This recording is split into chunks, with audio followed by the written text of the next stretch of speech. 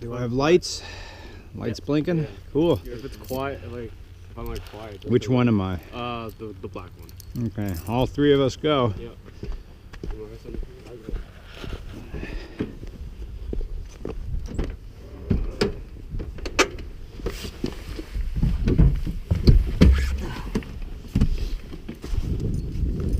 Every time I go in the reverse, I always go in the first because like it grinds if I don't. Yeah, yeah. My fit's the same way. It needs like first gear to reset itself. Because then like I freaked out, like it doesn't. It doesn't adjust. Okay, No. so my knees are gonna hit the bottom of this. Yeah. These are smaller cars. I'm gonna have to do the bro lean. Lean back. That, and I don't know why, but like I was always like, I'm looking first for either like lowering springs or seats, because like I drove to Exton in this, and I think it's low enough. no, these seats are actually like supposedly they. I'm sit talking about high. your springs. Oh, really? Yeah, I think so too. I think this car is low enough as it is. Because like, what do you call it? Like, well, I'm not bro, but like Right. pseudo bro, but like just the front. If you notice, like the front gap is like a little like ungodly for me. Oh, for the wheels? like the wheel gap, I guess.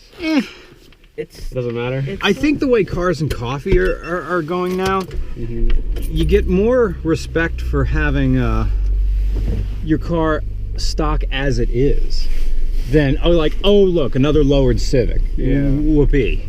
But, oh my goodness, this is a stock Civic.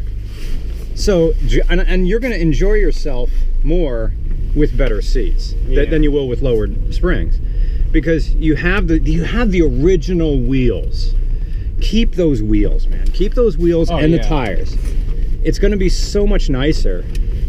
like there's a lot of people that try to go and restore vehicles so much back to a factory look. Mm-hmm. This is already in factory look, Right. and it's even more amazing to see It's it this worth way. it's worth more as it is now.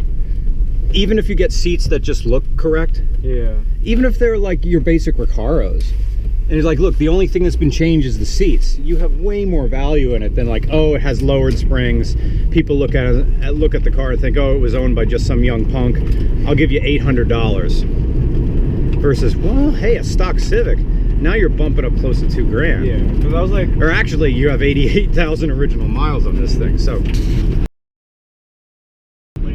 like I was like looking for like the best like OEM seats, and people are saying I don't have money for like S2K seats, but there's this dude, I don't know, I think somewhere like Quakertown, like for Del Sol seats, but it, all right. it has like, what do you call it, like the red stripe in the middle, like not the all gray one, but like, I don't know which one I like. It's just, I'm minimum wage garbage, so I had to like plan my purchase accordingly. Is this your daily? Yes, it is. Well then, yeah, don't lower it. It has to do functions as a normal car. Yeah. That's the big thing. Especially when Like, you don't put people in the modify car. your daily. That's what a beat up Ford Festiva is for. Chunka. I'm noticing that for me, since my seat has to be almost all the way back, the stretch to the gear shifter it's at my fingertips out there. That's a bit much. It's made for small Asian people. Yeah.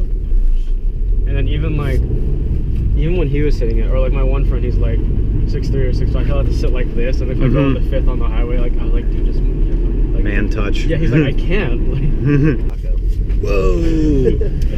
It was the Carmen edition too, with the 1.8 liter dual overhead. Oh, that's not too bad.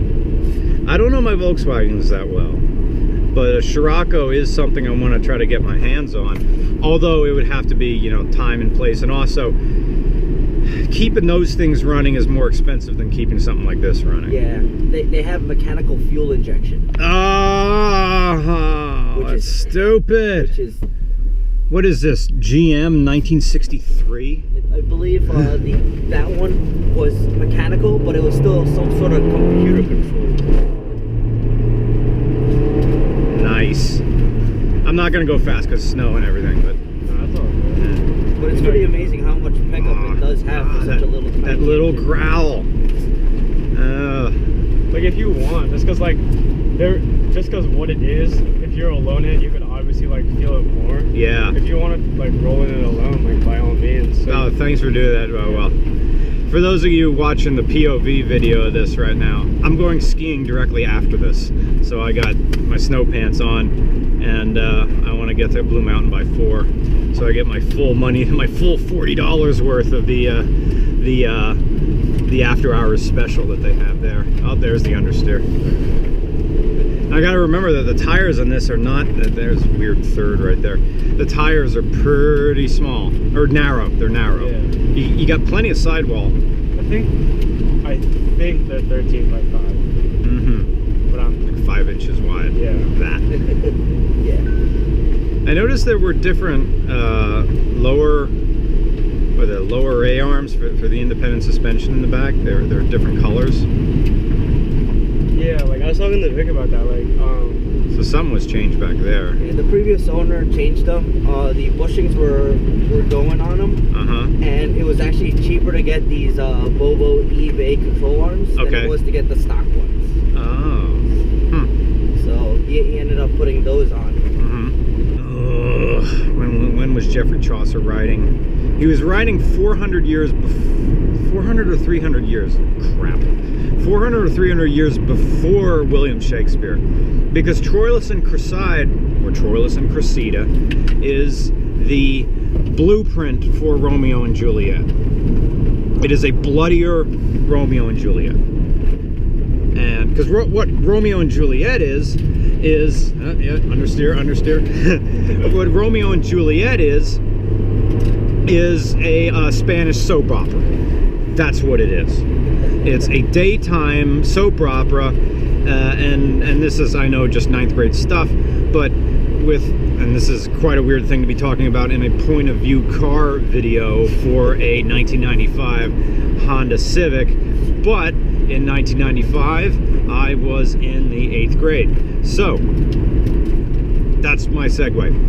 Anyway, Romeo and Juliet is made for drunken commoners, swilled up on gin and whatever else they're drinking in London, and so blitzed out of their minds on the floor of the Globe Theatre that they don't even know, they can't even follow the plot. And they're just feeling each other up down there. And so they have to come out in the very beginning of Romeo and Juliet. Someone has to say, oh, 2 star-crossed lovers take their lives. They're telling the entire story of Romeo and Juliet so that the people down there don't, with their drunk muscles, don't get all upset and start punching people that they don't know what's going on. That they told them what's going to happen. So enjoy your drink, and they spoil everything. So...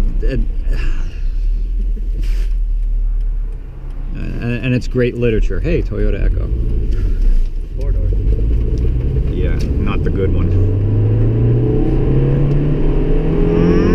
I can't feel a VTEC other than it's just gaining revs.